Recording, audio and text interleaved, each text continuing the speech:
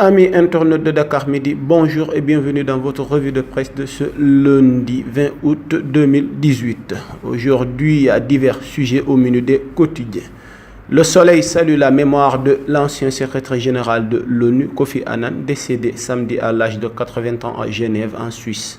Un artisan de la paix s'en est allé, souligne le journal, qui se fait l'écho de nombreuses réactions, dont celle du chef de l'État sénégalais, Macky Sall, qui parle d'une immense perte pour l'Afrique. Enquête revient sur la visite du président de la République dimanche dans la ville de Touba. Le chef de l'État était hier l'hôte du khalife général des Mourides selon la version officielle. Macky Sall était venu présenter ses condoléances après le décès de son ami Cheikh Bara Matilé et de celui du khalife déchu de Nguy Mind, Serigne Abdou Koumba Souna. Mais à en croire certaines sources, le président de la République était à Touba pour porter la contradiction à l'opposition, écrit l'enquête. Parlant du déplacement du chef de l'État chez le khalife général des Mourides, le quotidien titre Macky Sall inspecte Ila Touba du nom de l'autoroute devant relier Thiès à la capitale du mouridisme. Selon le journal, le président Macky Sall a emprunté hier l'autoroute Ila Touba jusqu'à la capitale des Mourides pour y rencontrer le khalife général des Mourides et vérifier l'état d'avancement des travaux. Accompagné d'une petite délégation et d'un service de sécurité réduit, le président Sall s'est rendu compte qu'il ne reste que des bretelles de sortie à parachever. Jusqu'ici, il restait des vides à combler pour réaliser le bitumage des 113 km. Ce qui crédibilise la livraison du chantier prévu en décembre 2018, écrit le quotidien.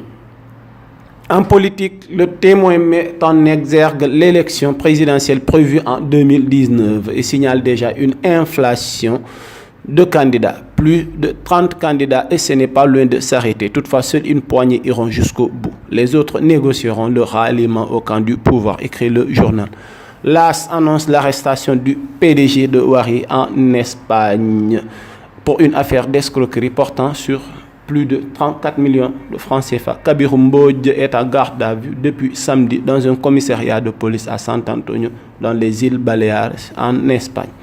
Sud Quotidien se fait l'écho de la réaction de l'avocat Maître Moussa Sarr sur le dernier rapport d'Amnesty International sur les violations des droits de l'homme au Sénégal. Il existe des parts de vérité dans le rapport. C'est l'avis de Maître Moussa Sarr, avocat d'Imam Aliounda. L'invité de l'émission Grand Jury de la RFM dimanche pense tout de même que les 10 rapports comportent aussi une plumage d'erreurs.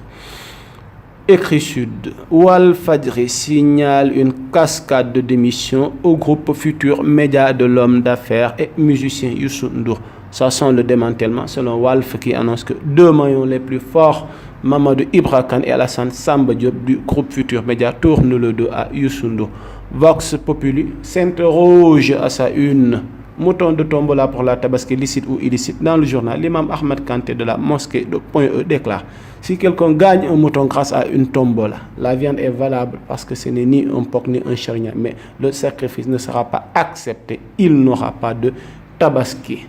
Aujourd'hui marque la station d'Arafat pour le pèlerinage de cette année. Nous en profitons pour souhaiter un très bon âge aux pèlerins. C'était tout pour votre revue de presse de ce lundi 20 août avec dakarmidi.net.